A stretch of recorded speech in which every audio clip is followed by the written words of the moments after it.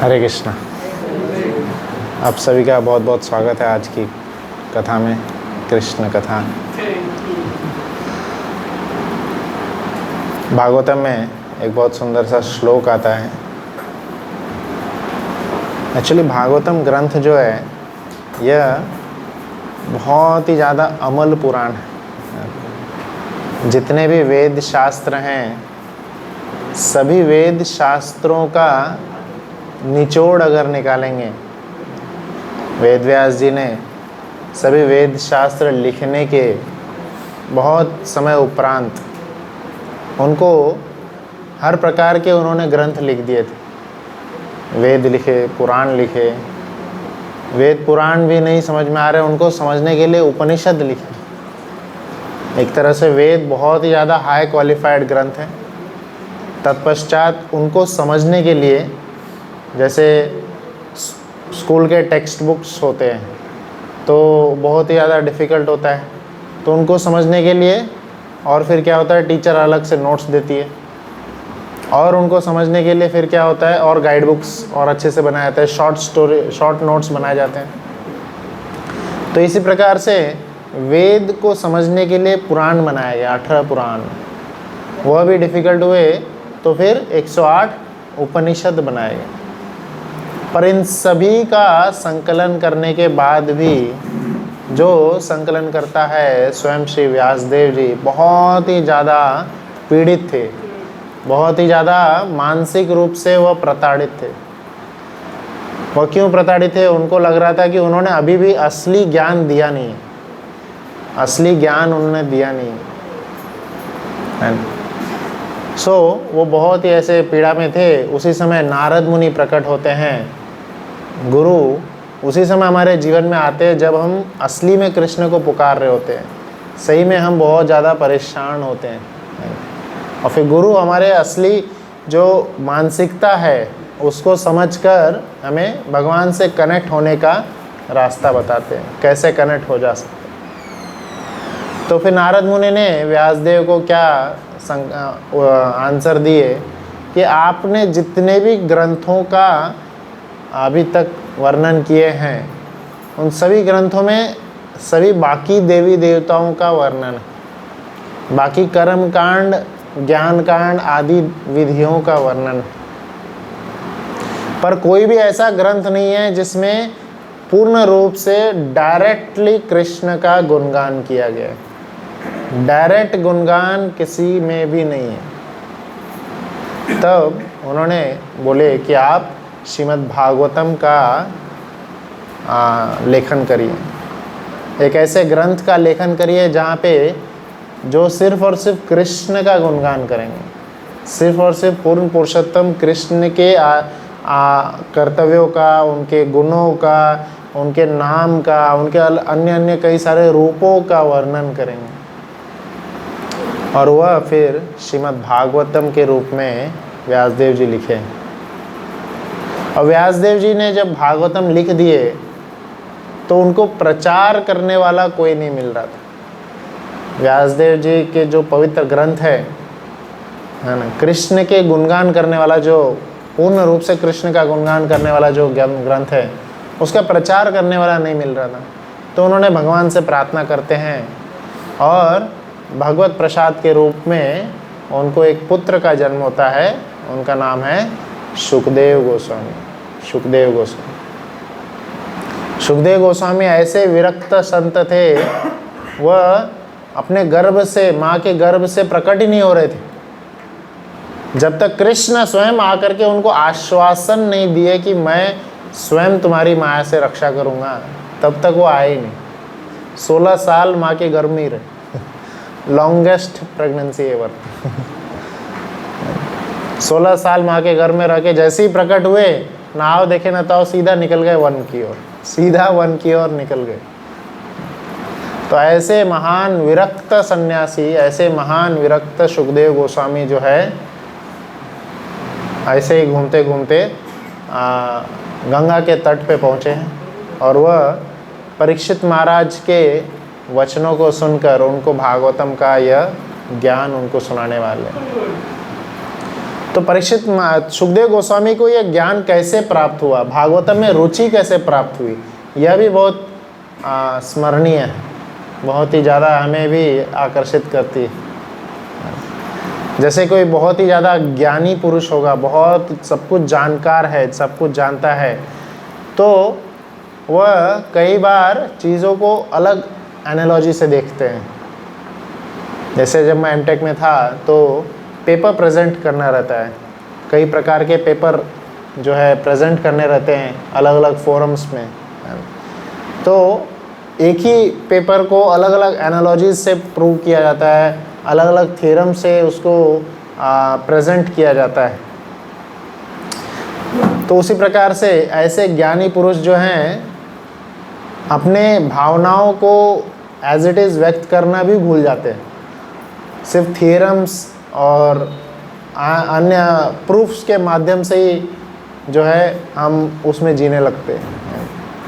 तो ऐसे ही ज्ञानी जो सुखदेव गोस्वामी थे, सुखदेव गोस्वामी इतने ज्ञानवान थे, उनको भक्ति में लाना बहुत ही ज़्यादा मुश्किल, बहुत ही ज़्यादा मुश्किल। तो ऐसे ज्ञानी पुरुष भक्ति में कब आ पाते हैं, जब कुछ तो एक बहुत ही ज़्यादा अजूबा चीज़ दिखता है, बहुत ही ज़्यादा विचित्र चीज़ दिखता है, बहुत ही ज़्यादा विचित्र। जैसे यहाँ पे गोवर्धन लीला का बहुत सुंदर सा एक फ़ोटो है। तो एक बार मैं लेक्चर सुन रहा था, तो गोवर्धन लीला का ऐसे वर्णन सुन रहे थे, तो उसमें से परम पूज्य राधानाथ स्वामी महाराज एक जगह पे लेक्चर दे रहे थे। तो उधर एक जगह पे जो लेक्चर था, तो उन्होंने उनके शिष्य किसी एक स्टूडेंट ने उनसे पूछा, इतना बड़ा गोवर्धन भगवान ने अपनी एक उंगली पे उठा लिए, इतना बड़ा गोवर्धन एक उंगली पे उठा लिए। यहाँ पे कई सारे साइंस के भी स्टूडेंट्स हैं, तो फिर उसका एपिसेंटर कैसे ढूंढे होंगे उन्होंने किसी भी चीज़ को अगर उठाना है ना, उसको सेंटर से पकड़ेंगे तभी वो उठेगा, है ना, या अगर बैलेंस रहेगा तो साइड से पकड़ेंगे। तो वो बच्चा ये पूछ रहा था, भगवान ने इतनी बारिश हो रही, इतने घनघोर बारिश में इतना जल्दी उसका सेंटर कैसे ढूंढ लिया था। तो कई सारी चीज़ें जो हैं हमारे समझ के परे होती हमें क्या लगता है कि अरे कृष्णा उसका पूरा कैलकुलस निकाले होंगे, उसका ग्राफ निकाले होंगे, है ना, और फिज़िक्स के डायमेंशन से उसको पूरा वहाँ पे मैथ्स पजल सॉल्व किए होंगे, है ना, न्यूटन्स के लॉज लगा के।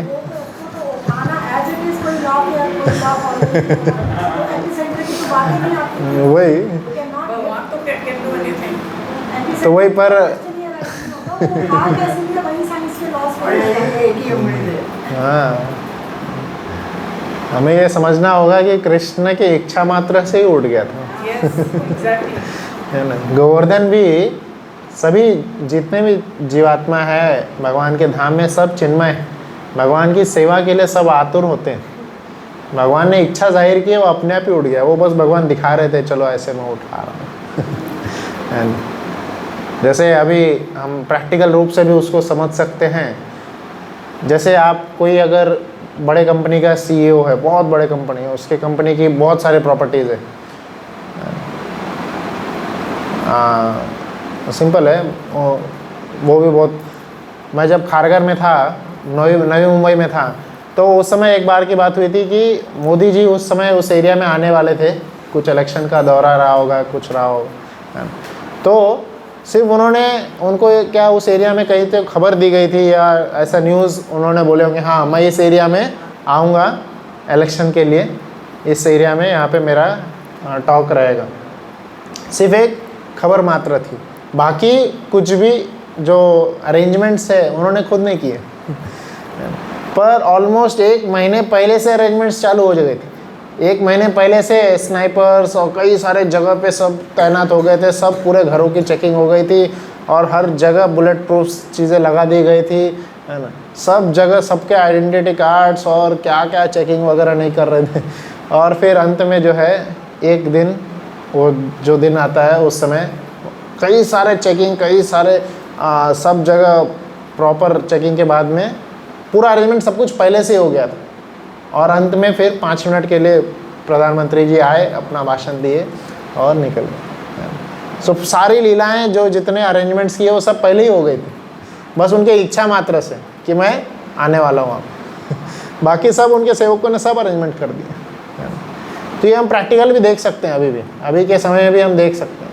तो जब अभी के समय में नॉर्मल इंसान के लिए इतना सब कुछ हो सकता है, तो कृष्णा जब बोलेंगे कि अरे मेरे ब्रजवासियों को रक्षा करना है मुझे, सारी पूरी प्रकृति सारे अरेंजमेंट्स करने लगेगी। भगवद्गीता में तो स्वयं कृष्ण बोले ही हैं, मया अध्यक्षेण प्रकृति सूयते स चराचर हेतु नाने न कौन्तेय जगत विपरिवर्तन। पूरी प्रकृति के अधिष्ठाता देव कृष्ण है। एक तरह से जैसे फैक्ट्री में जो लोग काम करते हैं, अगर उनका कोई सुपरवाइज़र आ जाए, सब कुछ चेकिंग अगर होगा तो सब कुछ जितने भी वर्कर है सब अच्छे से काम करने लगे, सब साफ सफाई हो जाएगी। तो पूरी प्रकृति के सुपरवाइज़र है कृष्ण। मया अध्यक्षेन प्रकृति, कृष्ण की अध्यक्षता में ये प्रकृति कार्य करती है, यह हमें समझना है। तो यह इतनी महान कृष्ण का हम बाहरी रूप से तो गुणगान हम समझ सकते हैं, बाहरी रूप से उनका यह सब चीज़ हम समझ जाएंगे, पर यहाँ पे बात हो रही है कृष्ण के माधुर्य लीला की, कृष्ण के माधुर्य लीला की। कृष्ण के माधुर्य लीला का वर्णन कोई नहीं कर पाएगा। बहुत एक सुंदर गीत है जिसमें बताया गया है, यदि गौर न होते तबे की होते। जैसे यहाँ पे स्वयं गौरांग महाप्रभु, नित्यानंद महाप्रभु उपस्थित हैं। कृष्ण बलराम से जो अभिन्न है, कृष्ण होते गौर, कृष्ण ही गौरांग महाप्रभु के रूप में आए हैं, और जो बलराम है वो नित्यानंद महाप्रभु के रूप में आए हैं। तो यदि गौर न होते, कृष्ण भगवान के उन रूपों का, उन सुंदर माधुर लीलाओं का कभी प्रकाशमान नहीं होता है। कभी भी हमें पता ही नहीं चलता कि कृष्ण कौन है, राधा रानी कौन है। और आगे चल के आचार्यों ने, जो प्रेजेंट के आचार्य हैं, उन्होंने कहे हैं कि यदि प्रभुपाद न होते तबे की होते। अगर प्रभुपाद जी नहीं होते तो सारी लीलाएं तो प्रकाशित हो गई है, पर वह एक गुप्त कोड में रह जाती। कौन से कोड में? संस्कृत भाषा की कोड में। संस्कृत भाषा के गुप्त कोड में वह रह जाती, और हमें पता ही नहीं चलता क्या लिखा है, क्या है, कौन है कृष्ण, क्या है ना। और आज के युग में जहाँ पे सब जगह CBSE और ऐसे सब पुस्तकों का, ऐसे सब कोर्सेस में बच्चों को पढ़ाए जा रहे हैं, जहाँ पे एक भी एजुकेशन जो है डायरेक्टली कृष्ण के बारे में नहीं है, कभी पता ही नहीं चल पाता। कभी भी नहीं पता चल पाता क्या, कौन है कृष्ण, क्या है उनकी मधुर लीलाएं। तो ऐसे कृष्ण का सुंदर लीलाओं का उजागर श्रील प्रभुपाद जी ने इंग्लिश भाषा में किया है, अंग्रेजी भाषा में। किसी भी आचार्य को टिप्पणी देना है ना, कैसे होता है। और श्रील प्रभुपाद जी इन सभी श्लोकों का अवलोकन जो है कब किया करते थे? रात के 12 बजे। दिन भर में पूरी संस्था का मैनेजमेंट करते थे, सारे प्रॉब्लम्स जो भी है संभालते थे, इधर उधर सभी पत्रों को भी देते थे, देश विदेश से जो उनके शिष्यों के पत्र आते थे उनको आंसर करते थे, बाकी दिन भर के लेक्चर्स भी देते थे। उनका दिन भर का शेड्यूल फुल पैक रहता था। और रात्रि में वो 8-9 बजे विश्राम करते थे, 8-9 बजे जाते थे विश्राम करने, तब से लेकर के 12-1 बजे तक विश्राम करते थे। और फिर 1 बजे उससे उठ करके लेकर सुबह के 5-6 बजे तक में वह भागवतम, श्रीमद् भागवतम के गहन श्लोकों का टिप्पणी कर रहे हैं। अगर हम में से किसी को रात के 12 बजे, और कौन सी उम्र में, उम्र भी देखिए, उम्र हमारे जैसे ऐसी उम्र नहीं जहाँ पे सब कुछ ज्ञात रह रहा है ना। देखिए कुछ समय पहले मैं एक व्यक्ति से मिला था। वो व्यक्ति अपने समय का बहुत बड़ा ब्रेन सर्जर था, ब्रेन सर्जरी करता था, और वो बहुत ज़्यादा उम्र हो गई उनकी। वो बोल रहे हैं कि कई सारी चीज़ें वो भूल गए, वो बस गाइड के रूप में रहते हैं। तो मंदिर के एक प्रभु जी ने उनसे मिलाए थे, तो बता रहे थे बहुत मुश्किल होता है चीज़ों को याद रखना, चीज़ों को एज इट इज़ याद रखना बढ़ती उम्र के साथ में बहुत मुश्किल होता है।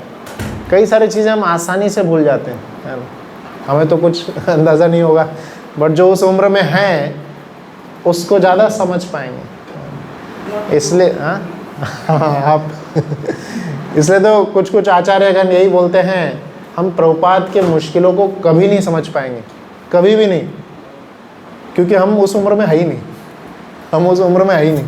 हम तो एकदम एनर्जेटिक है, आराम से प्रभुपाद के उगाए हुए पेड़ के फलों को आसानी से खा रहे।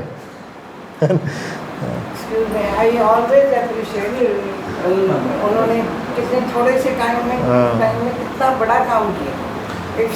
तो हम बस उनके उगाए हुए पेड़ के फलों को आराम से खा रहे हैं, पर उस पेड़ के सिंचन में, उसको उगाने में, उसके देखभाल में कितना कष्ट उनको हुआ, वह सिर्फ वही व्यक्ति समझ पाएंगे जो एटलीस्ट शायद उस उम्र में होंगे।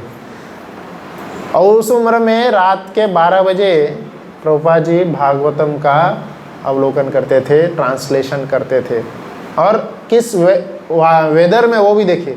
पहला का 3 कैंटो तो यहाँ पे हो गया, नहीं पहला कैंटो ही हुआ था, पहला कैंटो का 3 भाग में विभाजन करके वो गए थे यहाँ से। उसके बाद के सारे कैंटो जो है फॉरेन देशों में उन्होंने किए हैं, ऐसे देश में जहाँ का कोई पता नहीं परिस्थिति। और ज़्यादातर जितने भी देशों में प्रभुपाद जी भ्रमण किए हैं वह सब ठंडे देश थे, ठंडे देश। इतने ठंड है वहाँ अमेरिका में, यूरोप में इतना ठंड है, हम उसका पता भी नहीं चलेगा हमें, इतना ठंड है वहाँ पे। और ऐसे ठंड में रात के 12 बजे उठ करके किसी श्लोक पे लिखना बहुत ही ज़्यादा कठिन परिस्थिति है, हमें पता ही नहीं चलेगा। हम लगे तो कुछ लिख भी देंगे, बट ऐसा नहीं लिख पाएंगे जो आने वाले हज़ारों साल तक लोग उसको पढ़ें है ना। आगे आने वाले 100 मिनट भी कोई पढ़ ले, बहुत बड़ी बात होगी। होता है जैसे अगर कोई ऐसे किसी को लिखने बोले, है ना, 2 मिनट कोई उसकी वाहवाही कर देगा, बस हो गया। पर कई सारे साइंटिस्ट लोग, बड़े बड़े जो प्रचारक है, वह उसको पढ़ करके और हर आने वाले जनरेशन्स में वो एप्लीकेबल हो, यह मुश्किल। आज भी श्रीमद् भागवतम इतना महान है, कई सारे लोग उस पर टिप्पणी करते हैं, आचार्य उस पर देखते हैं। कई सारे यूनिवर्सिटीज़ में जहाँ भी श्रीमद् भागवतम श्रील प्रभुपाद जी का जाता है, सब लोग आश्चर्य होते हैं कैसा ये सुंदर लेखन है। तो श्लोकों का संधि विच्छेद करना सबसे पहले बहुत बड़ी बात होती है। श्लोकों का संधि विच्छेद करना, कहाँ पे श्लोक को तोड़ना है, ये बहुत बड़ी बात। और बाद में उसका फिर सही अर्थ निकालना, और कौन से अर्थ को पहले प्रेजेंट करना है, यह एक बात होती है। और ऐसा अर्थ निकालना जो कि सभी पूर्ववर्ती आचार्यों के टिप्पणियों के हिसाब से है। सभी पूर्ववर्ती आचार्यों की जो भी टिप्पणियाँ हैं उसको देखते हुए है, और अभी के जो प्रेजेंट जनरेशन है वह भी कैसे समझ पाएंगे उसको भी लेते हुए। एक बहुत ही ज़्यादा पिया हुआ इंसान था, इतना ज़्यादा पिया करता, बट श्रील प्रभुपाद जी के अच्छे शिष्यों में से आता था। कई बार बहुत सारे बातें प्रभुपाद जी का मानता था, है ना। तो उसने श्रील प्रभुपाद जी से एक बार पूछा कि वैकुंठ जगत कैसा है। हमसे अगर कोई पूछेगा वैकुंठ जगत कैसा है, तो हम जो नॉर्मल अभी तक सुने हैं वही बताएंगे। हाँ, भगवान का अच्छा धाम है, भगवान वहाँ पे रहते हैं, उनके भक्त लोग वहाँ रहते हैं, बहुत सुंदर लीलाएं होती है ना।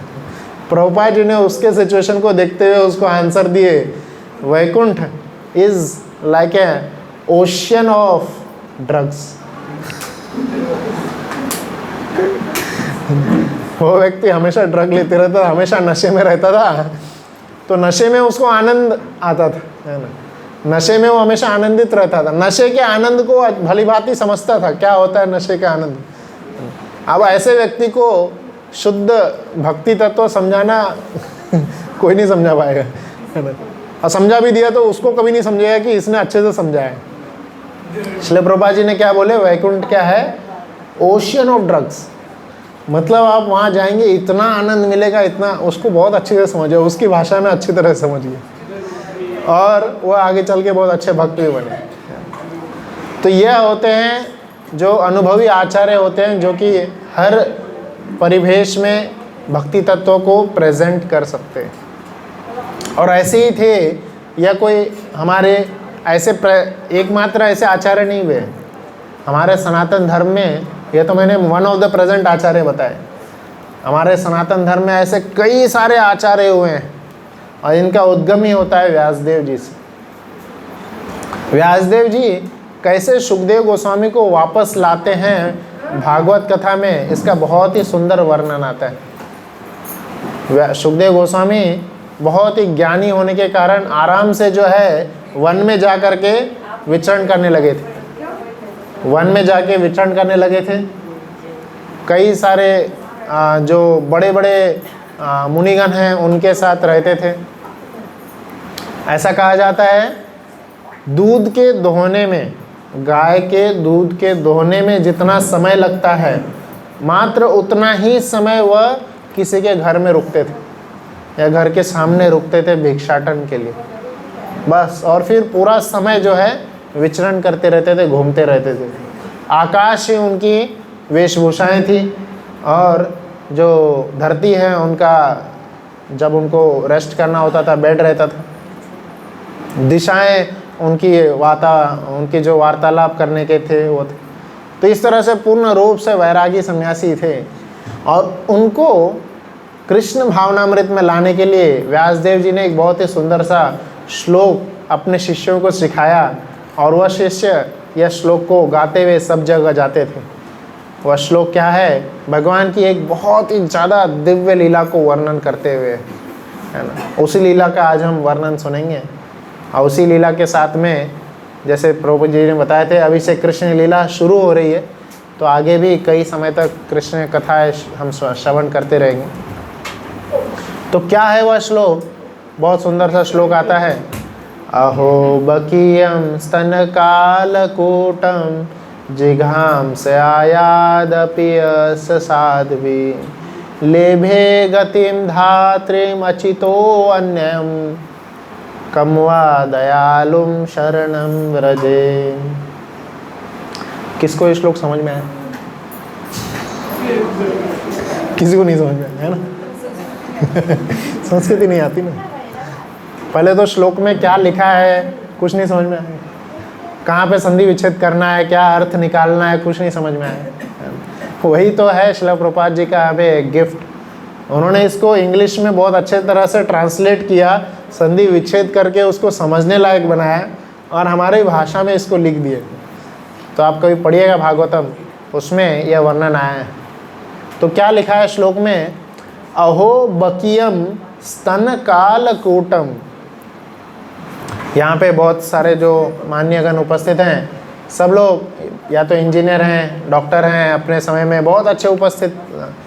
तो सब लोग अपने नाम के पीछे टैग लगाते हैं ना, इंजीनियर, डॉक्टर, लॉयर, प्रोफेसर, कई सारे चीज़ लगाते हैं, कर्नल।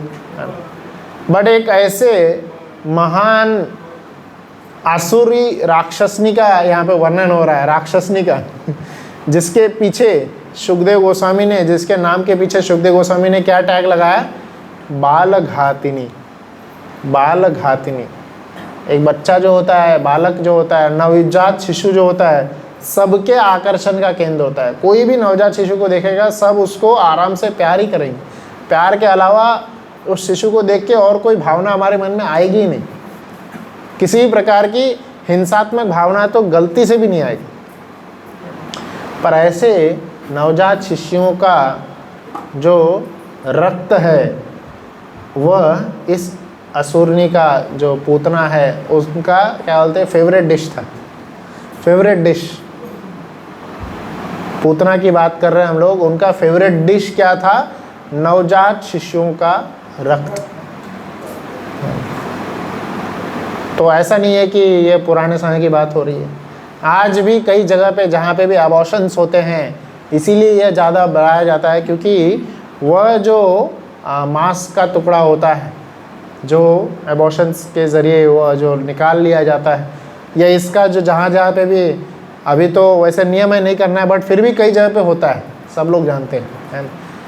तो एबॉर्शन कितना बड़ा पाप है, उसके बाद में उसको कितना बड़े स्तर पे जो किया जा रहा है, क्योंकि उसका रक्त का पान करने वाले लोग अभी भी लोग हैं जो कि उसको पान करते हैं और उसके प्रति बहुत ही ज़्यादा रुझाव रखते हैं। ये सब पूतना के फैमिली वाले। तो पूतना बाल घातनी नाम से सुखदेव गोस्वामी ने इनको जो है संबोधित किया है, बाल घातनी। ऐसे ही पूतना जो है उनके बड़े भाई थे बकासुर की छोटी बहन बकी। तो यही श्लोक में बताया गया है, अहो बकियम स्तन काल कूटम। ऐसी राक्षसनी जो कि बहुत ही ज़्यादा एक्सपर्ट थी, बहुत ही ज़्यादा एक्सपर्ट थी बच्चों को, नवजात शिशुओं को मारने में, नवजात शिशुओं का रक्तपान करने में। ऐसी राक्षसनी को कंस ने अपने अंडर में रखा हुआ था, कंस ने उसको कंट्रोल करके रखा हुआ था। कंस इतना शक्तिशाली था। और जैसे ही कंस को पता चला कि कृष्ण जो हैं प्रकट हो चुके हैं, कंस ने तो उनको मारने का प्रयास किया था, पर जो माता प्रकट हो गई, देवी माता, उन्होंने क्या बोले, तुझको मारने वाला कहीं और प्रकट हो गया है। तो फिर मंत्रणा करके उन्होंने क्या निष्कर्ष निकाले, आसपास में जितने भी नवजात शिशु होंगे सबको मार देंगे। और इसमें एक्सपर्ट थी पूतना, उसको बुलाया गया, उसको भेजे गए सब जगह। तो पूतना सब जगह जा कर के यही चेकिंग कर रही थी, सभी नवजात शिशुओं को मार रही थी सब जगह। और जब वो वृंदावन में प्रवेश करती है ना, वृंदावन में प्रवेश करती है तो बहुत ही सुंदर सा एक स्त्री के रूप में, बहुत ही सुंदर, इतनी सुंदर स्त्री का रूप लेकर के वो प्रकट होती है। सभी व्रजवासियों को लगा कि स्वयं लक्ष्मी देवी आई हुई है, स्वयं लक्ष्मी देवी जो है यहाँ पे प्रकट हुई है, भगवान हमारे लाला के आशीर्वाद देने के लिए।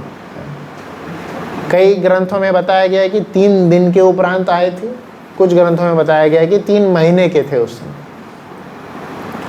तो जो है 3 दिन हो या 3 महीना हो, शिशु जो है ऐसे अवस्था में होता है जो कि अपने वो करवट भी नहीं बदल पाता है ना। आप लोग ज़्यादा जानते हैं, बस वो ऐसे हाथ पैर कुछ ऐसे मारते रहते हैं। ऐसी अवस्था में वो कृष्ण भी थे, पर फिर भी कभी नहीं समझना है कि वो एक नॉर्मल व्यक्ति थे, नॉर्मल व्यक्ति थे। इसलिए भागवतम का अवलोकन किया गया है कि सब जगह यही, सबको यही प्रतीत होगा कि कृष्ण नॉर्मल व्यक्ति हैं, हमारे जैसे ही एक शिशु है, हमारे जैसे ही एक मानव है, मनुष्य हैं। पर उनको कभी भी धोखे में मत लीजिए, जब समय आएगा वो ऐसा अपना रूप प्रकट कर देते हैं कि सभी देखने वाले बहुत ही ज़्यादा आश्चर्य से भर जाते हैं। तो ऐसा ही होता है जो पूतना है उनके साथ में। पूतना आई और बहुत ही सुंदर स्त्री का रूप लेकर के आई थी, बहुत इतना ज़्यादा सुंदर थी, सब लोग उनको दिखा भी दिए, वो है नंद बाबा का आंगन, वहाँ पे है कृष्ण। सीधा जो है नंद बाबा के आंगन में वह प्रविष्ट कर जाती है। तो पूतना को किससे कंपेयर किया गया है, भक्ति विनोद ठाकुर जी लिखते हैं, एक जो है फेक गुरु कैसे कंपेयर किया गया है। एक ऐसे गुरु, ढोंगी गुरु से कंपेयर किया गया है जो कि दिखाते तो बहुत कुछ हैं उनके वर्णन में कि हाँ बहुत बड़े ज्ञानी हैं, बहुत ये हैं, पर उनके अंत में उनके मन में कुछ भी भक्ति नहीं होती, किसी भी प्रकार का भगवान के प्रति प्रेम नहीं होता। उनका सब ढोंग सिर्फ या तो पैसे कमाने के लिए होगा या और किसी उद्देश्य से होगा। और भागवतम में यह कहा गया है, ऐसे व्यक्ति से ज्ञान लेना, ऐसे व्यक्ति से ज्ञान लेना या कुछ भी सुनना किसके बराबर होगा, एक सर्प के द्वारा डसे हुए दूध को पीने के बराबर। हाँ, दूध तो वैसा ही रहेगा, सर्प उसको अपना डस भी लिया है तो दूध भी वैसे ही दिखेगा, बट उसके अंदर जहर है, उसके अंदर जानलेवा जहर है जो कि हमें नष्ट कर सकता है, हमें बहुत ही ज़्यादा उल्टा प्रभाव कर सकता है। हम बहुत ही अच्छा, हमें लगे पौष्टिक आहार है, यह समझ के हम उसको पी लेंगे, पर वह जहर है। हाँ, तो उसका तो पहचान एक बहुत ही ज़्यादा जो सिद्ध पुरुष है या ज्ञानी है, जो उसके हाव भाव को, उसके लक्षण को, उसके बदलते हुए रंग को या उसके सुगंध को देख के पहचान सकता है। बस बहुत ही ज़्यादा जो ज्ञानी है वही समझ पाएगा, नॉर्मल व्यक्ति तो बिल्कुल नहीं समझ पाएगा।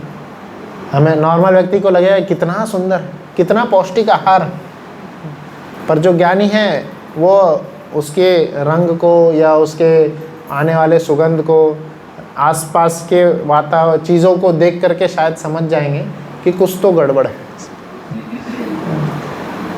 तो नॉर्मल व्यक्ति इसी प्रकार से ऐसे भागवत कथाकार को भी नहीं समझ पाएंगे जो कि पैसे कमाने के उद्देश्य से या किसी अन्य उद्देश्य से कथा कर रहे हैं। इसलिए नॉर्मली कहा गया है ऐसे कथाकारों के मुख से कभी भी कथा नहीं सुननी चाहिए जो जिनके हृदय में भक्ति है ही नहीं, जो कि खुद ही अपने साधना में ज़ीरो है। जो परफेक्ट साधना करते हैं वही जो है साध्य कौन है?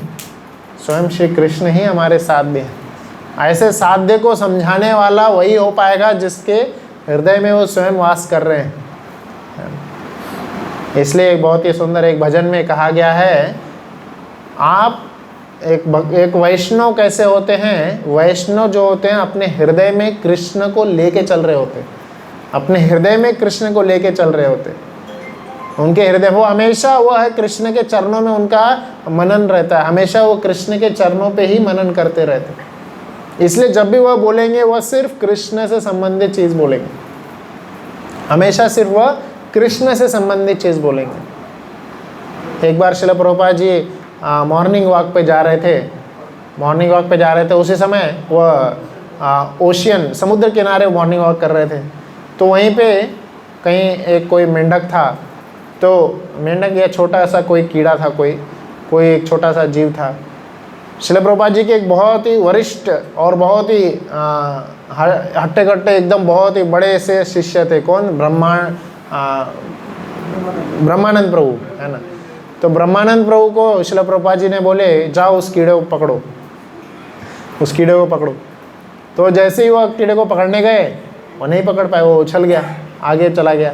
और पकड़े, जब जितना भी मैं प्रयास करते गए वो सारे प्रयास विफल रहा। और फाइनली क्या हो गया, वो कीड़ा जो है समुद्र के पानी में मिल गया। थोड़ा दूर था समुद्र के पानी से, ब्रह्मानंद के प्रयास से वो डर के मारे वो जो है समुद्र में चला गया।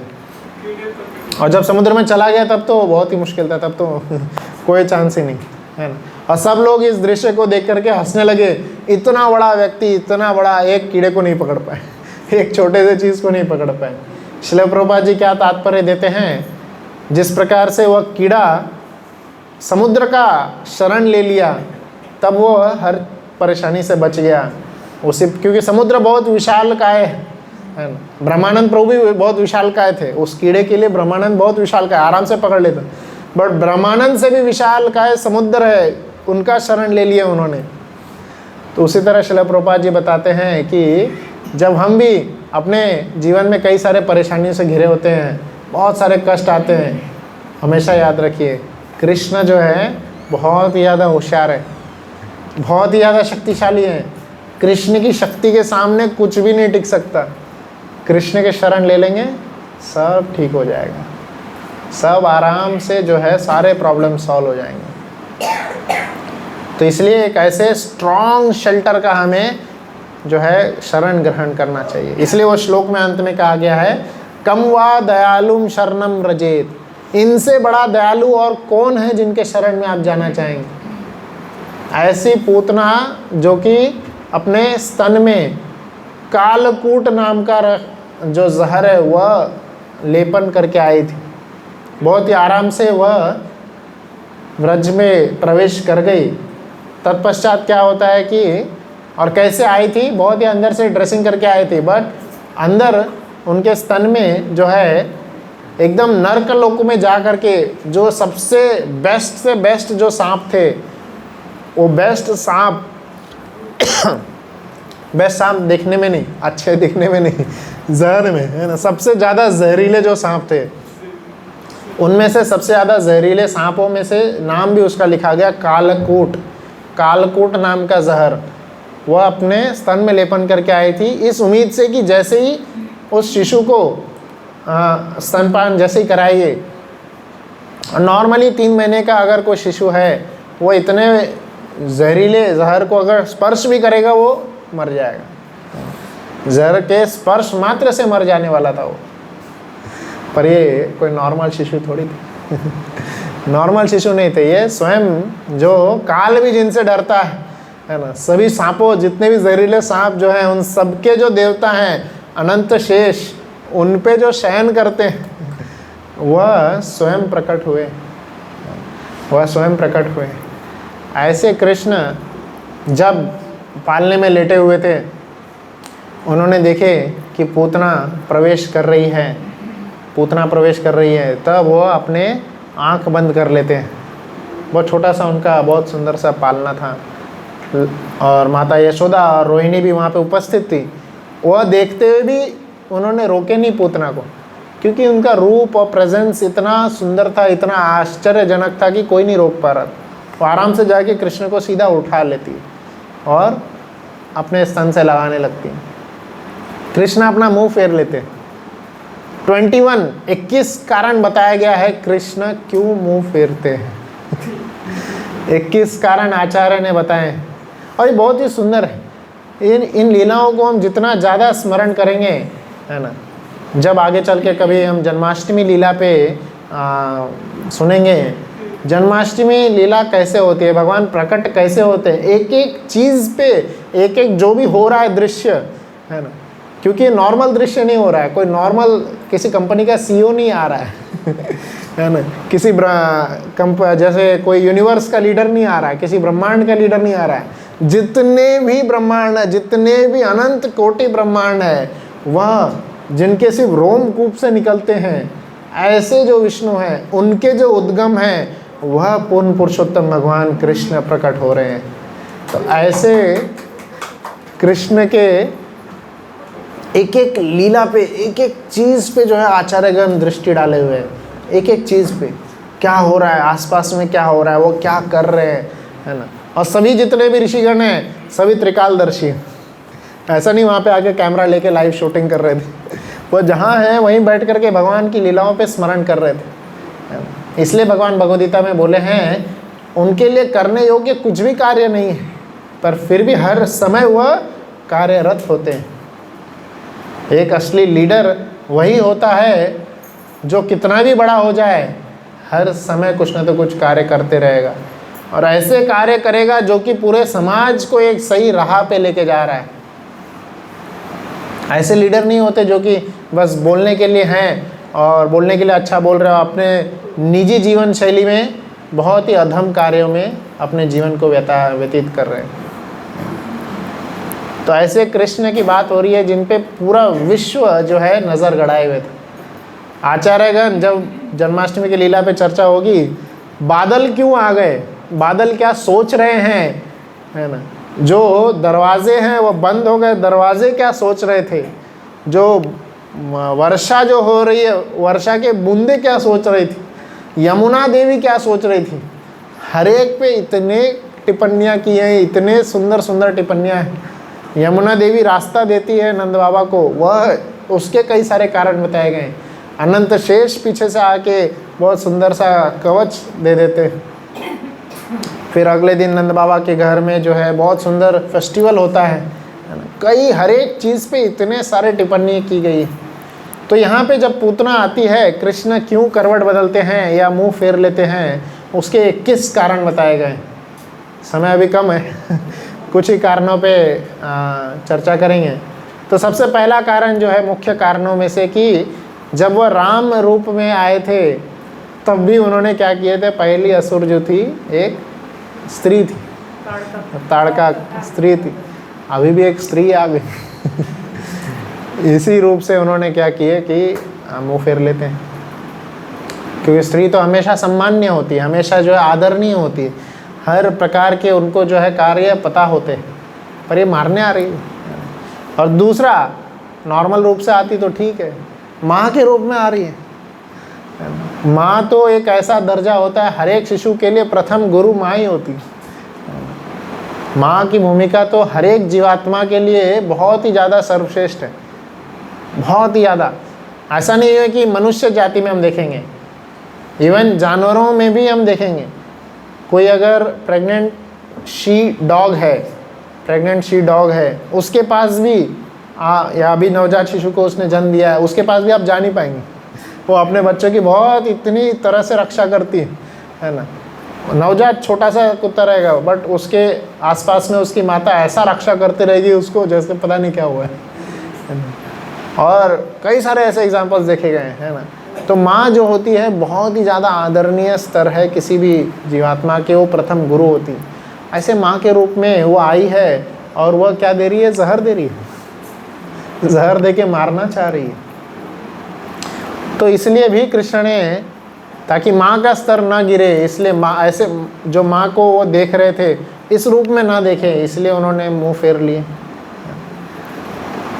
और भी कारण बताए जाते हैं कि कृष्ण इसलिए मुंह फेर लिए ताकि पूतना भी डर न जाए। पूतना अगर देख लेगी कृष्ण को तो कहीं डर न जाए, अपने जो इस उद्देश्य से आई है वो छोड़ के कहीं भाग ना जाए,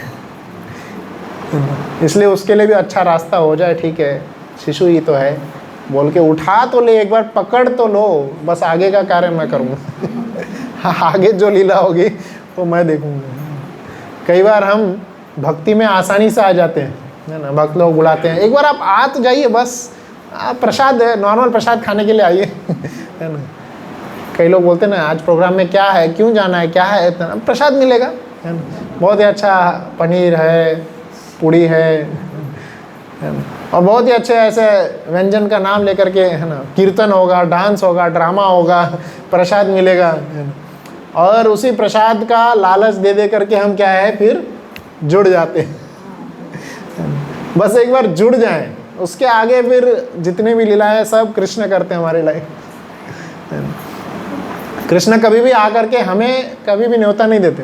वो क्या है, उनके भक्त ज़्यादा ही उदार होते हैं उनके भक्त जा जा के सब जगह जा जा के कीर्तन करते हैं, भक्तों को, बाकी जीवात्माओं को कृष्ण का नाम देते हैं, जबकि एक नाम अपराध है। सुबह जो हम 10 अपराध में से ये पढ़ते हैं तो एक नाम अपराध है कि कृष्ण के लीलाओं का, कृष्ण के शुद्ध नामों का प्रचार नहीं करना चाहिए, है ना। प्रचार करना एक नाम अपराध है। बट फिर भी भक्तगण यह जानते हैं कि कृष्ण का एक बार भी कोई नाम सुन लेगा उसका जीवन तर जाएगा। एक व्यक्ति था, बहुत ही ज़्यादा पापी था, बहुत ज़्यादा पापी था। तो वह इतना पाप करता था, उसके पाप की कोई सीमा ही नहीं थी। पर फिर भी उसके जो एक दादा थे बहुत ज़्यादा उस पर कृपा किए, और बहुत उसको कृपा करने के लिए उस पर करुणावश उसको एक बार बोले जा कर के, प्यार से समझाते हुए, जब वो बहुत ही ज़्यादा पीड़ा हो रही थी, उसको मरने ही वाला था, कुछ भी हो जाए उसको, उसके दादाजी बोले कुछ भी हो जाए, जीवन में तुमने जो भी कुछ किया होगा अभी तुम हरि का नाम लो। बोलो हरि हरि, सब लोग बोलिए हरि हरि। कुछ भी हो जाए इस हरि शब्द को कभी नहीं छोड़ना, हरि शब्द को कभी नहीं छोड़ना। कोई भी अगर बोलेगा इस हरि शब्द के बदले कुछ भी दे दो, कभी नहीं मानना इस हरि शब्द के बदले कुछ भी नहीं मांगना। बोलना कि मुझे सर्वोत्तम व्यक्ति से मिलना है तभी मैं कुछ बोलूँगा। तो व्यक्ति मर जाते कुछ समय बाद, और फिर यमराज आते उनसे मिलने, और उतने सारे उनके पाप थे, पर उन सभी पापों का लेखा जोखा देने से पहले बोल रहे थे तुम्हारे अनंत पाप हैं, पर तुमने जीवन के अंतिम समय में हरि नाम ले लिए। एक बार हरि नाम तुमने लिए हैं, इस एक बार हरि नाम का उच्चारण करने से तुम्हें क्या दंड दे या क्या तुम्हें फैसिलिटी दे, क्या शुभ कार्य दे, हमें पता नहीं चल रहा है। तो तुम्हारा तो जन्म वैसे ही पूरा नरक में जाने वाला है। इस एक हरि शब्द के बदले तुम क्या चाहते हो बता दो, वो दे देंगे, और बाकी तो समय तुम्हारा नरक में ही रहेगा तो उसको उसके दादाजी की बात याद आ गई, कुछ भी हो जाए इस हरि शब्द के बदले कुछ नहीं मांगना है, कुछ नहीं लेना है, सर्वोत्तम व्यक्ति से मिलना है। वही उन्होंने बोले, है ना, सर्वोत्तम व्यक्ति से मिलना है। तो यमराज जी बोले, अब तो उनका सिर चकराने वाला, बोले क्या ये हरि शब्द के बदले कुछ ले ही नहीं रहा है, कुछ ले ही नहीं रहा है। तो उनको लेके गए ब्रह्मा जी के पास में, ब्रह्मा जी से पूछे, इस एक बार हरि शब्द बोलने के बजाय हम उनको क्या दें? ब्रह्मा जी भी सिर चकराने लगे, कुछ नहीं दे सकते। एक बार हरि शब्द जो लिए, एक बार कृष्ण का नाम, गोविंद का नाम लिए हैं, उसके एवज में कुछ भी नहीं दे सकते।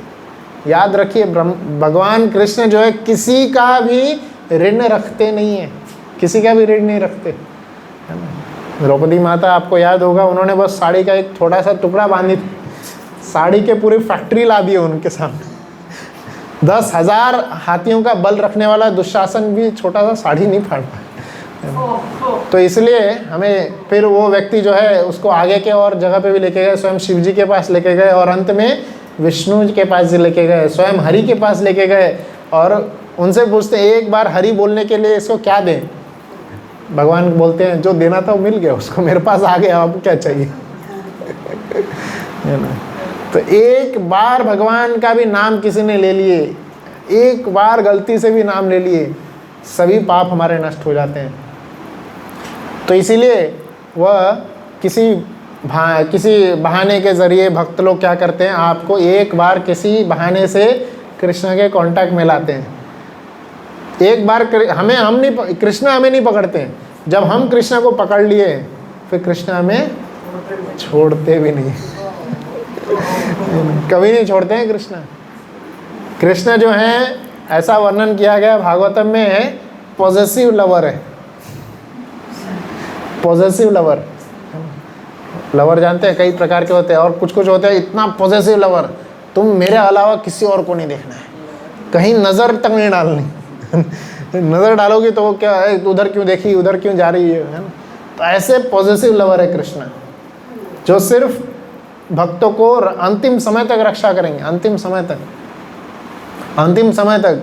पांडवों को, कुंती माता को उन्होंने वचन दिए, कुछ भी हो जाए पांडवों को कुछ नहीं होगा, 5 पांडवों को मैं वापस लाऊंगा एज इट इज़। वही कुंती महारानी जो बाद में प्रार्थना करती है, इतने महान समुद्र से आपने हमें मेरे पुत्रों को रक्षा कर लिए, जहाँ पे तिमिंगल जैसे महान जो है, तिमिंगल बहुत ही बड़ी मछली होती है, शार्क, ब्लू व्हेल हम सुने होंगे, उनकी 4 गुना बड़ी होती है वो, ब्लू व्हेल को भी आसानी से खा जाएगी। ऐसे तिमिंगल जैसे महान जो वहाँ पे लोग थे, योद्धा थे, वहाँ से आपने हमारे पुत्रों को आसानी से बचा लिए। ऐसे कृष्ण के शरण में नहीं जाएंगे तो और किसके शरण में जाएंगे? तो फिर जब उन्होंने पूतना को देखे, वह पूतना को जो कि बाल घातिनी थी, जो कि अपने स्तन में ऐसा विष लगा के आई थी, वह फिर आसानी से कृष्ण को उठा लेती है। मूलतः हमने 3 कारण चर्चा किए, बाकी हम देखेंगे बाद में कभी। तो वह कृष्ण को उठा लेती है और स्तनपान कराने लगती है। फिर धीरे धीरे कृष्णा अपना रूप दिखाने लगते हैं। कृष्णा विषपान तो कर ही लिए, दुग्ध पान भी कर ही लिए, और साथ में उनके जो है प्राण भी छीनने लगते हैं, है ना। प्राण वायु को भी खींचने लगे। और जैसी पूतना को यह आभास हुआ कुछ तो गड़बड़ है, ये बच्चा जो है नॉर्मल बच्चा नहीं है, ऐसे ही कंस ने नहीं भेजा मेरे को, जाओ उसके पास जाओ, उसको मारो। तो फिर वह हटाने लगती है, कृष्णा को अपने स्तन से हटाने लगती है। इतना कष्ट होता है, इतना दुख होता है, इतना दर्द होता है, इतनी पीड़ा होती है उसको कि बहुत ही ज़्यादा जोर शोर से वह चिल्लाने लगती है। और इस चिल्लाहट में, इस पीड़ा में वह अपने नॉर्मल रूप को भी नहीं रख पाती है ना। कोई भी व्यक्ति कितना भी दिखावा करने का प्रयास करेगा, पर जब अंदर उसको पीड़ा होगी ना, अंदर जब उसको दर्द होगा, चिल्ला देगा या ऐसा कुछ रिएक्शन कर देगा कि असली उसकी जो भावना है वो बाहर आ जाएगी, है ना। असली भावना जो है बाहर आ जाएगी। तो पूतना भी वैसे ही असली रूप उसका बाहर आ गया, और तब तक में कृष्ण वहाँ पे उसको गिराना नहीं चाहते थे, वहाँ पे मारना नहीं चाहते थे उसको। क्यों? क्योंकि कृष्ण को पता था इसका ओरिजिनल रूप कैसा है। 12 मील लंबी बताई गई है, 12 मील लंबी। एक इंसान की हाइट ज़्यादा से ज़्यादा 5 से 5.5 या 6 फीट होगी। इसकी हाइट 12 मील लंबी थी। 1 मील मतलब 1.6 किलोमीटर, 1.6 किलोमीटर, तो 12 × 16 कर लीजिए, तो लगभग 120 किलोमीटर, उससे ज़्यादा ही होगा। ये इतनी लंबी पूतना है ना, इतनी लंबी पूतना, इसलिए उसको ऐसा दर्द देते रहे वो दौड़ के बाहर जाती रही, बाहर जाती रही, और जब वृंदावन के सीमा से बाहर चली गई तब तक में उनका बहुत ही ज़्यादा विकराल और घना और बहुत ही डरावना रूप आ गया था। और उस रूप में वो चिल्लाए जा रही थी। पीछे से यशोदा माता और रोहिणी माता जो है सब दौड़ के आ रहे, देख रहे क्या हो गया, कौन लेके जाए, सब रोने लग गए। यशोदा माता तो वहीं पे अब मूर्छित हो गई, उनके ऐसा लगा कि उनका प्राण ही किसी ने ले लिया है। और सब लोग यशोदा माता को, कोई यशोदा माता के पीछे रह गया, उनको उठाने लगा, और बाकी सेविकागण, बाकी दासियागण कृष्ण के पीछे भागी। और जहाँ पूतना कृष्ण को लेके जा रहे थे वृंदावन के बाहर, सब लोग चले जाते हैं, और वहाँ पे कृष्ण जो है वहाँ पे उनको प्राण ले लेते हैं, और पूतना वहाँ पे गिर जाती है। 12 मील लंबा शरीर, और उसके इतने बड़े शरीर पे, उनके स्तन पे कृष्ण आराम से बैठ के खेल रहे थे, आराम से, जैसे कोई शिशु, अगर आपने देखे होंगे घर में एक शिशु को अगर फ्लोर पे छोड़ देते हैं तो आराम से ऐसे घूमते खेलते रहता है, हाथ ऐसे ऐसे करते रहता है, कुछ बैठे रहता है, कुछ चीज़ को उठा के देखते रहेगा, कुछ है ना, इतना सुंदर उसका चेहरा होता है। और वैसे आराम से कृष्ण बैठे हुए हैं उसके ऊपर, जैसे कुछ हुआ ही नहीं है ना, ऐसे नॉर्मल दिख रहे थे कृष्ण। और पीछे से भागते हुए सभी ब्रजवासीगण आ रहे हैं, उधर से देवतागण पुष्प वृष्टि भी कर रहे थे, इधर से ब्रजवासीगण आए भागते हुए और देख रहे थे कृष्ण वहाँ बैठे हुए हैं, इतना ऊपर, इतना, जैसे आजकल जो हम समझ सकते हैं 3 मंजिला जो इमारत है, 3 मंजिल तो था ही, है ना, 3 मंजिला इमारत के ऊपर देखते हैं, तो फिर ब्रजवासीगण कई सारे सीढ़ी लाए, कई सारे लकड़ी लाए, उसके ऊपर चढ़ करके जो ब्रज के जो शक्तिशाली गोपगण थे वह चढ़ गए ऊपर, और फिर कृष्ण को उठाते हैं और फिर नीचे लेके आते हैं।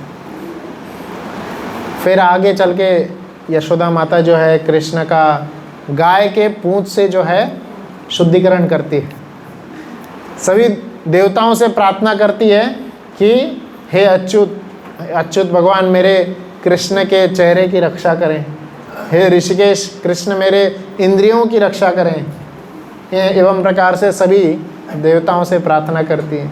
उनके हिसाब से क्या हुआ कि भगवान विष्णु की कृपा से मेरा शिशु बच गया, भगवान विष्णु की कृपा से शिशु बच गया। तो भगवान माता यशोदा के मातृत्व भाव को कम नहीं करना चाहते थे। कई बार ब्रज लीलाओं में उन्होंने अपना ऐश्वर्य रूप दिखाया, पर फिर भी वो मातृत्व प्रेम से उसको ढक देते थे ताकि ओरिजिनल वो जो रस है उसका आस्वादन कर सकें।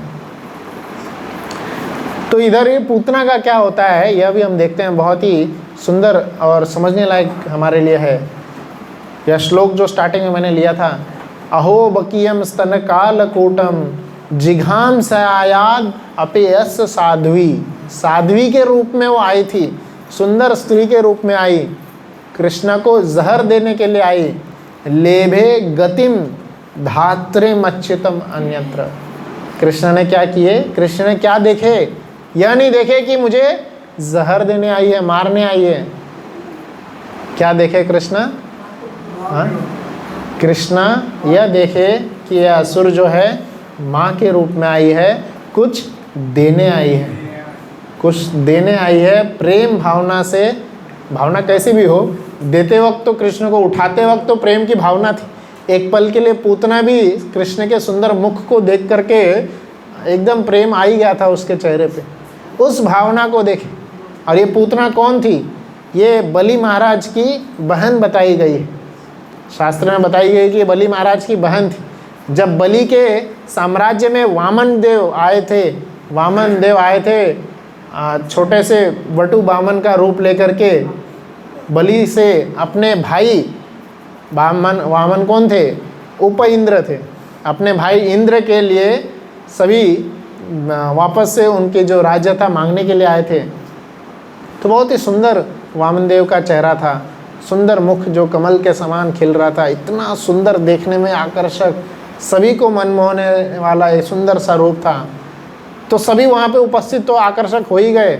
बलि महाराज की जो बहन थी वह भी आकर्षित हो गई थी, वह बोली थी इतना सुंदर बालक है ये, कितना। और जब आ रहे थे, ऐसा वर्णन आता है कि वामन देव जब आ रहे थे सामवेद का गायन करते हुए आ रहे थे। 4 वेदों में जो सामवेद है वो एक गीत के रूप में लिखा गया है, तो सामवेद का गायन करते हुए आ रहे थे। और उसी गायन से ही तो बलि महाराज आकर्षित हुए थे, सभी संतगण आकर्षित, इतना सुंदर कौन गा रहा है, और उनकी बहन भी आकर्षित हुई थी। तो ऐसे सुंदर बालक को क्यों, ऐसा बालक क्यों नहीं, मेरा पुत्र क्यों नहीं है? अगर मेरा पुत्र होता तो मैं उसको स्तनपान कराती, उसको खिलाती, ऐसी धारणा उनके मन में हुई थी। पर जब कुछ ही समय पश्चात वामन देव ने अपना असली रूप दिखाया और बस 2 ही पैर में इतना बड़ा रूप ले लिए, 2 ही पैर में पूरे पृथ्वी को, नीचे के लोगों को और ऊपर के लोगों को सबको नाप लिए, और तीसरे पैर में स्वयं बलि महाराज भी सरेंडर हो गए।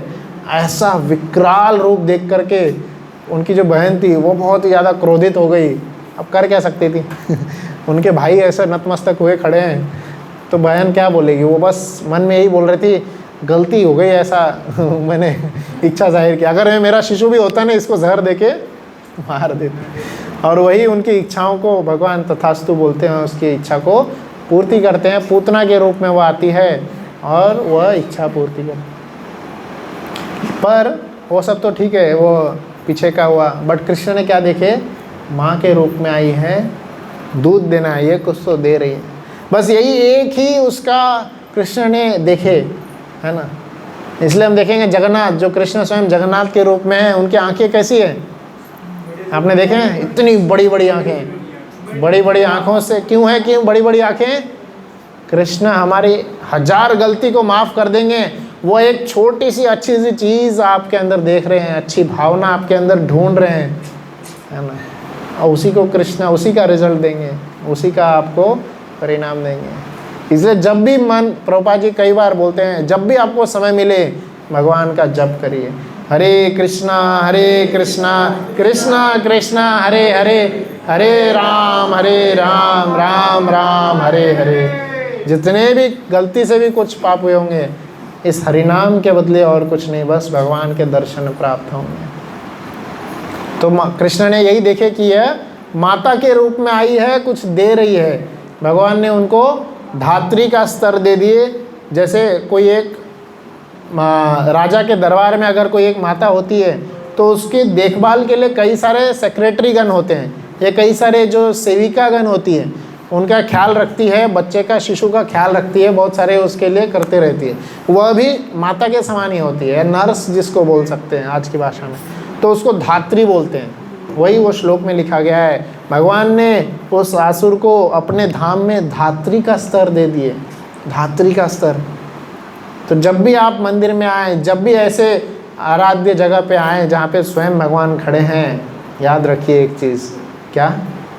कभी भी खाली हाथ मत आइए, कुछ तो लेके आइए, कुछ लेके आइए।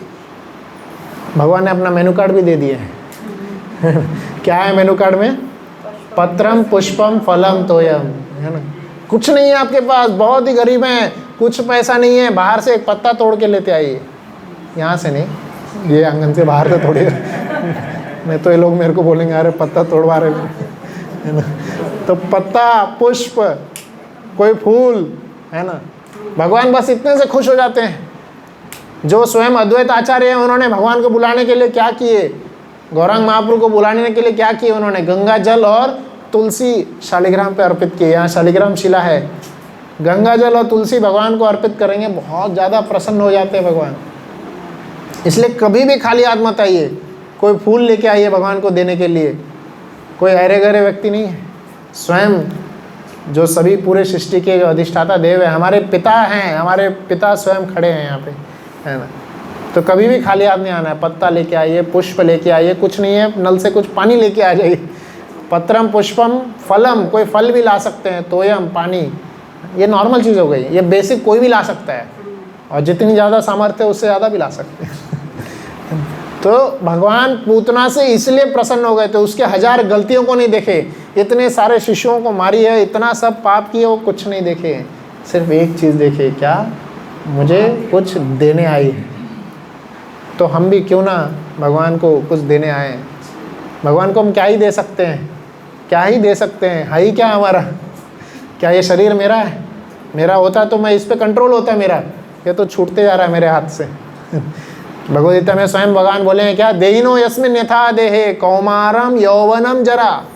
कुमार अवस्था में मेरा शरीर था, यौवन अवस्था में गया, जरा अवस्था में चला गया और आगे ख़त्म हो जाएगा, कंकाल बन जाएगा। क्या शरीर मेरा है? शरीर भी मेरा नहीं है, कुछ नहीं मेरा है। क्या मेरे जो जिस महल में हम रहते हैं क्या वह मेरा है? कुछ नहीं है मेरा। मेरा तुम्हारा करते हुए तो हम लड़ रहे हैं, सब गोपाल का है। तो बाकी सब चीज़ भी देना चाहिए, मंदिर की सेवाओं के लिए, मंदिर के आगे सेवाओं के लिए देना चाहिए, पर सबसे ज़्यादा इम्पोर्टेंट है मन अपना कृष्ण को समर्पित करें, मन दे कृष्ण को। जब एटलीस्ट यहाँ पे आए, दरवाजे पे अपने सारे प्रॉब्लम्स उधर ही छोड़ के आइए और मन कृष्ण को समर्पित करिए। इसीलिए कृष्ण जो है उनसे प्रसन्न हुए थे, उन्होंने कुछ आके समर्पित किए थे। तो यह जो जन्माष्टमी का जो समय आ रहा है, यह ऐसा समय है जब हम अपने आप में मंथन करें, अपने आप की लीलाओं में, अपने आप के दिनचर्या में मंथन करें, क्या हम कृष्ण को दे सकते हैं, कैसे अपने दिनचर्या में। हालांकि हमने बहुत पाप किए हैं, है ना, मन से, शरीर से, कर्म से बहुत पाप किए हैं, पर कुछ ऐसा भगवान को जन्माष्टमी पे समर्पित करें कि भगवान उन सभी पापों को भुलाकर हमें भी कुछ ऐसा धात्री जैसा पोजीशन गलती से दे दें, है ना। और ऐसे इनके जैसा शरण लेने योग्य कोई नहीं है। और इसी श्लोक को सुन करके स्वयं जो सबसे बड़े वहाँ उस समय के वैरागी थे, शुकदेव गोस्वामी, वापस आ गए, अपने वैराग्य के जीवन को छोड़कर भगवान की लीलाओं को आस्वादन करने के लिए वापस आ गए। तो बहुत सुंदर मधुर लीलाएं हैं भगवान की। प्रभुपाद जी ने बहुत ही बेहतरीन तरीके से इसको लिखा है। आप सब लोग और कुछ नहीं हो सके, जन्माष्टमी पे श्रील प्रभुपाद जी की एक सुंदर पुस्तक है, Shri Krishna the supreme personality of God head. बहुत ही सुंदर पुस्तक है, 90 अध्याय हैं उसमें, भगवान की कई सारे लीलाओं का वर्णन है, प्रभु जी से मांग सकते हैं आप।